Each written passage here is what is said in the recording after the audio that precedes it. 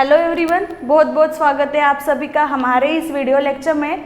Today we are going to discuss about our next chapter that is the biomolecule. आज हम biomolecule के बारे में डिस्कस करने वाले हैं, right. So let's start with biomolecules, right. तो सबसे पहले हम जान लेते हैं कि what is the exact meaning of biomolecule, कि बायोमोलिक्यूल का मतलब क्या होता है वो, राइट। अगर हम ये वर्ड को ब्रेक करते हैं तो दो वर्ड्स हमको मिलेंगे। First one that is the bio and another one that is called as the molecule, है ना।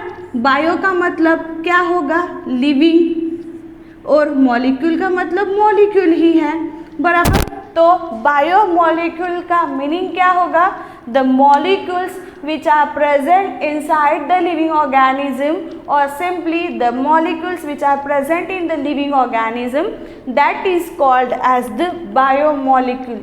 ऐसे मॉलिक्यूल जो लिविंग ऑर्गेनिज्म में प्रेजेंट रहते हैं, ऐसे मॉलिक्यूल्स जो सेल में प्रेजेंट है, that particular molecules are called as the biomolecules. उसको क्या बोला जाएगा, बायोमोलिक्यूल बोला जाएगा। क्लियर। अभी बायोमोलिक्यूल तो समझ में आ गया है।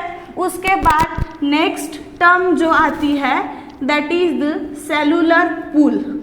सेलुलर पूल का मतलब क्या है वो हम जान लेते हैं, राइट। सेलुलर पूल का मतलब क्या है, the biomolecules which having their specific function, or simply we can called as the molecules which are present inside the cell with their specific function, that is called as the cellular pool। उसको क्या बोला जाएगा, cellular pool. किसको, ऐसे molecules जो cell में present है और एक स्पेसिफिक फंक्शन परफॉर्म कर रहे हैं, that molecules, again that term is called as the cellular pool. वो टर्म को क्या बोला गया है, सेलुलर पूल। क्लियर है दोनों भी concept. First one that is the biomolecule, another one that is the cellular pool. Clear. Again फिर से these biomolecules are classified into the two different types. कौन से, first one that is the organic biomolecule, organic biomolecule है। Again another one that is called as the inorganic biomolecule। कौन से हैं, organic भी है और इनऑर्गेनिक बायोमोलिक्यूल है, राइट। अगेन फिर से the example of the organic biomolecule, इसके कौन से एग्जाम्पल हैं, proteins, second one that is the fats, carbohydrates, again fourth one that is the amino acids।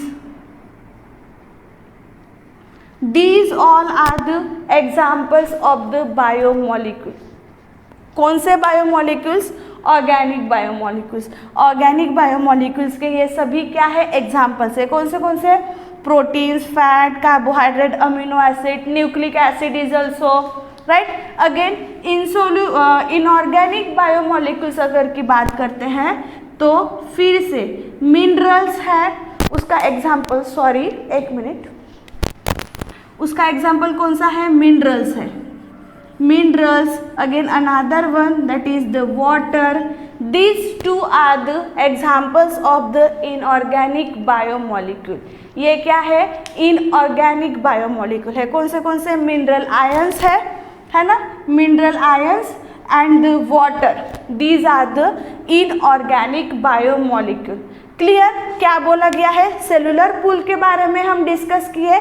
उसके बाद फिर आए हैं बायोमोलिक्यूल्स पर। Biomolecules are classified into two different types. कौन से हैं, ऑर्गेनिक बायोमोलिक्यूल और इनऑर्गेनिक बायोमोलिक्यूल्स। मतलब ऑर्गेनिक और inorganic, both these biomolecules, these molecules are present in the cell, right, ऐसा बोल सकते हैं हम। उसके बाद फिर से कि particular either this particular molecule, biomolecule is the protein, fat, carbohydrates या फिर मिनरल, आयंस। इन ऐसे बहुत सारे बायोमोलिक्यूल्स हैं, है ना। तो फिर से क्वेश्चन आता है कि हम इसको किस तरह से डिटरमाइन करें, how we find out, how we distinguish this particular type of biomolecule is the protein, carbohydrates like, है ना। तो उसके लिए भी कुछ मेथड्स है कि मैं एक मेथड आपको बताऊंगी कि किस तरह से हम फाइंड आउट कर सकते हैं which type of biomolecule, either it is the micro और द मैक्रो बायोमोलिक्यूल, है ना। फिर से बायोमोलिक्यूल्स के दो फिर से टाइप्स है, some biomolecules are the micro and some are the macro, ठीक है।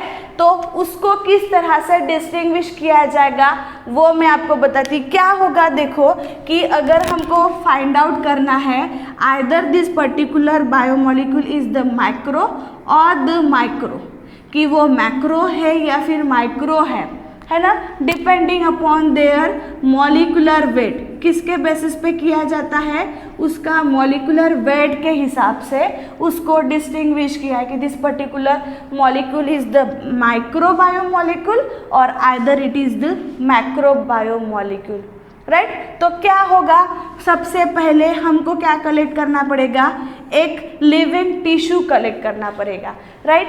फिर से वो जो लिविंग टिश्यू रहेगा वो living tissue with the help of the motor and the pastel और मोटर के हेल्प से वो लिविंग टिश्यू जो रहेगा, it may be the leaves also, है ना, लीव्स भी हो सकते हैं, है ना, with the help of the trichloroacetic acid, किसकी हेल्प से, ट्राइक्लोरोएसिटिक एसिड की हेल्प से, ट्राइक्लोरोएसिटिक एसिड ये पर्टिकुलर एजेंट की हेल्प से, प्लस इसके साथ क्या रहेगा, लिविंग टिश्यू रहेगा, इट में बी द लीफ भी हो सकता है, राइट। इन दोनों को मॉर्टल और पेस्टल में क्या किया जाएगा, ग्राइंड किया जाएगा, राइट। इन दोनों को ग्राइंड करने के बाद फिर क्या होता है, स्लरी फॉर्म होगी, है ना। वो slurry with the help of the funnel, with the help of the funnel की हेल्प से वो स्लरी को क्या किया जाएगा, कुछ इस तरह से फनेल रहती है, पता है सभी को, है ना। ये फनेल की हेल्प से क्या किया जाएगा, उसको फिल्टर किया जाएगा, राइट। फिल्टर करने के बाद वी गेट द 2 फ्रैक्शंस, हमको 2 फ्रैक्शंस मिलते हैं, ऐसे कुछ कंपोनेंट्स जो टोटली डिसॉल्व हुए हैं, मतलब कुछ यहाँ पे लिक्विड मिलेगा, है ना, this is called as the filtrate, है ना। फिर से दिस सॉल्यूशन जो ऑलरेडी फिल्टर्ड हो रहा है, this is called as the acid soluble solution, उसको क्या बोला जाता है, एसिड सोल्यूबल सॉल्यूशन। और जो फिल्टर्ड नहीं हुआ है, that are settled on the filter paper of the funnel का जो फिल्टर पेपर, फनेल में जो फिल्टर पेपर फिट किया हुआ रहेगा उस पे जो सेटल्ड होते हैं, that are called as the acidic insoluble solution, उसको क्या बोला जाता है, एसिडिक इनसोल्यूबल सॉल्यूशन। समझ में आया है, क्या बताया है कि हम ये क्यों कर रहे हैं, to distinguish either this molecule is the micro और द मैक्रो है या माइक्रो मॉलिक्यूल्स है, ये डिस्टिंग्विश करने के लिए हमको ये मेथड फॉलो करनी पड़ेगी, है ना। ये डिस्टिंग्विश करने के लिए क्या किया है हमने, एक लिविंग टिश्यू का एक पीस लिया है, इट में बी द लीव्स ऑल्सो, अगर हमको क्या करना है, फिर लीव्स लेना है, मोर्टर और पेस्टल की हेल्प से वो लीव्स को अच्छे से वॉश करके और इसमें वो ट्राइक्लोरोएसिटिक एसिड ऐड करके उसकी स्लरी बनाना है, उसको ग्राइंड करना है। ग्राइंड अगर करते हैं तो हमको एक सॉल्यूशन मिल रहा है, एक स्लरी मिल रही है, राइट।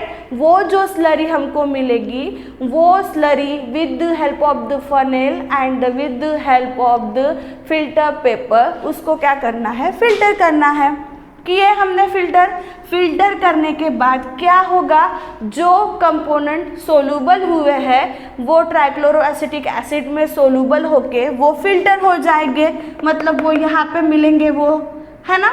उसके बाद जो फिल्टर्ड नहीं हुए हैं, that are settled on the filter paper in the funnel में जो फिल्टर पेपर रहेगा वो उस पर सेटल्ड हो जाएंगे, बराबर। तो कुछ इस तरह से हमको दो फ्रैक्शंस मिल रहे हैं, एक जो फिल्टर हुआ है वो और एक जो फिल्टर नहीं हुआ है, बराबर। जो फिल्टर हुआ है वो फिल्ट्रेट जो है that is called as the acid soluble solution, उसको क्या बोला गया है, एसिड सोल्यूबल सॉल्यूशन। और जो फिल्टर्ड नहीं हुआ है, जो सेटल्ड है फनेल पर, that is called as the acid insoluble solution, है ना।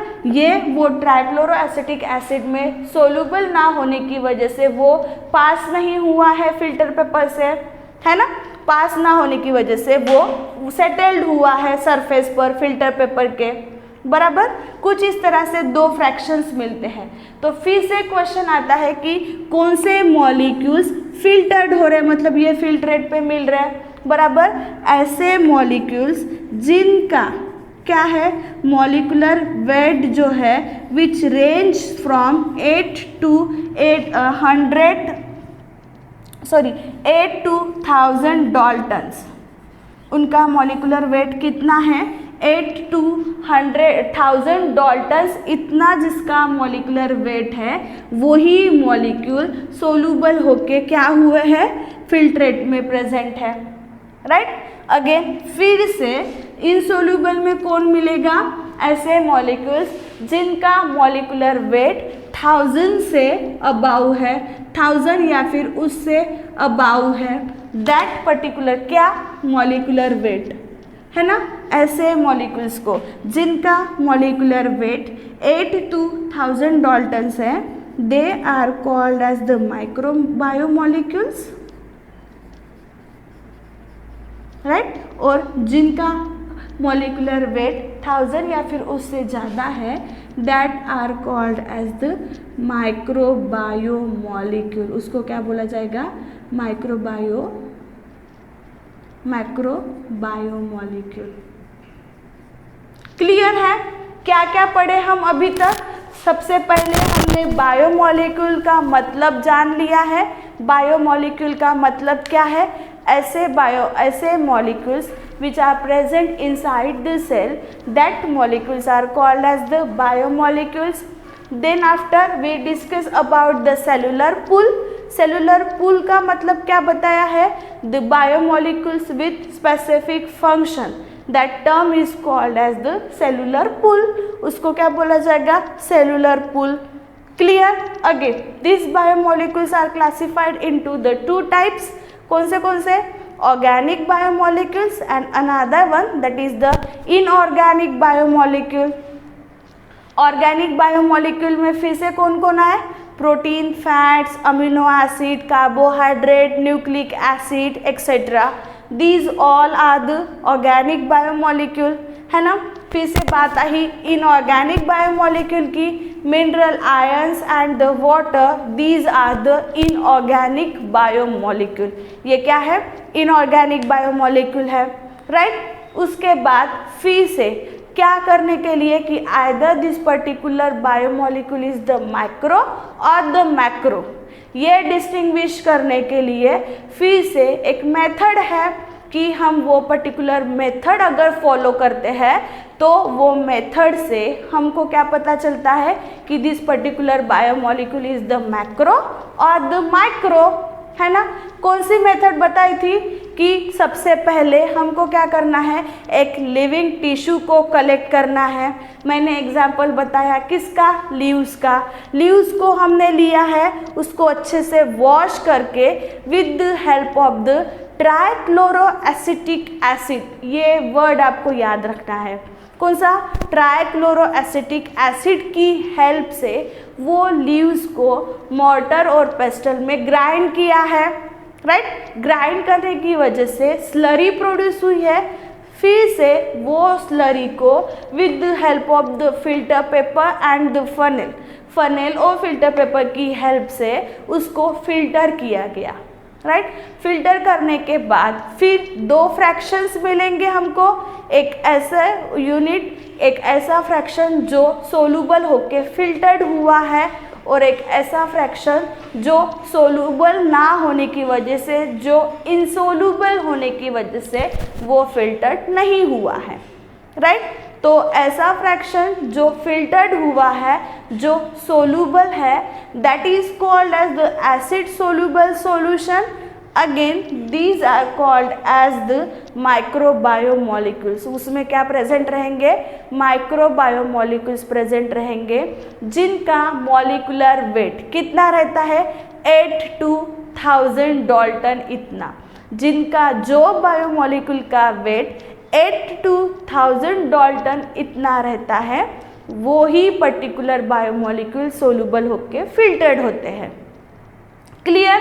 उसके बाद नेक्स्ट जो सेटल्ड हुए हैं on the surface of the filter paper, filter paper के सरफेस पे जो सेटल्ड हुए हैं, that molecules are called as the macromolecules. उसको क्या बोला गया है? मैक्रोबायोमोलिक्यूल्स, जिनका मॉलिक्यूलर वेट कितना रहेगा? 1000 to above dalton. 1000 dalton to above उनका उतना क्या रहेगा? मॉलिक्यूलर वेट रहेगा। Clear? That again that fraction is called as the acid insoluble solution.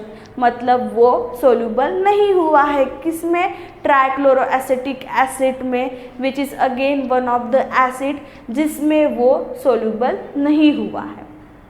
Clear? फिर से इसमें एक एक्सेप्शंस है, कौन सा? लिपिड का। उसमें कौन सा एक्सेप्शंस है? लिपिड का एक्सेप्शंस है। Lipid which having the 800 Dalton, उसका मॉलिक्यूलर वेट 800 है, राइट। तो अगर मॉलिक्यूलर बेसिस पे माइक्रो और मैक्रो को क्लासिफिकेशन में अगर लिपिड को रखा जाएगा, तो लिपिड किस में आता है? माइक्रोमोलिक्यूल्स में आता है। क्यों? क्योंकि उसका मॉलिक्यूलर वेट कितना है? 8 to 1000 है, राइट। बट वो मैक्रोमोलिक्यूल ना कंसिडर करके वो मैक्रोमोलिक्यूल कंसिडर किया जाता है। क्यों? क्योंकि लिपिड जो है वो एसिड में सोल्यूबल नहीं रहता है। वो कहाँ पे सेटल्ड हो जाता है? On the surface of the filter paper, right. तो फिर से क्वेश्चन आता है कि क्या रीजन होगा कि why the lipid is not soluble in the particular acid, कि वो पर्टिकुलर एसिड में सोल्यूबल क्यों नहीं है ना। जब कभी भी क्या होगा कि पर्टिकुलर लिपिड मतलब लिक्विड कोई भी एसिड में डिज़ोल्व करने के लिए मतलब होता है, तो वो डिज़ोल्व ना होते हुए इट प्रोड्यूसेस द वेसल्स। वो क्या प्रोड्यूस करता है? स्ट्रॉन्ग हार्ड वेसल्स प्रोड्यूस करता है, जिसकी वजह से वो जो वेसल्स है that can not be filter with the help of the filter paper. Filter paper की हेल्प से हम वो वेसल्स को फिल्टर्ड नहीं कर पाते। जबकि उसका मॉलिक्यूलर वेट कितना है? 800 डाल्टन उसका मॉलिक्यूलर वेट है, तो वो माइक्रोमोलिक्यूल्स में कंसिडर किया जाने को होना था, है ना। बट वो माइक्रोमोलिक्यूल्स में कंसिडर नहीं करते। क्यों? क्योंकि जब कभी भी लिपिड्स एसिड के कांटेक्ट में आता है, इट प्रोड्यूसेस द वेसल्स। वो वेसल्स प्रोड्यूस करता है, वेसल्स हो जाता है, हार्ड हो जाता है, जिसकी वजह से वो फिल्टर्ड नहीं हो पाता। क्लियर है इतना? This is all about the introduction. ये सभी क्या हुआ है? इंट्रोडक्शन है किसका? बायोमोलिक्यूल्स का, कि किस तरह से बायोमोलिक्यूल्स क्लासिफाइड हुए हैं, किस तरह से हम डिस्टिंग्विश करते हैं, ये सब, राइट। उसके बाद in the next video we will discuss about the specific examples of the biomolecules in details। हम एक स्पेसिफिक बायोमोलिक्यूल्स का एग्जाम्पल लेके इन डिटेल्स में पढ़ेंगे, राइट। Thank you.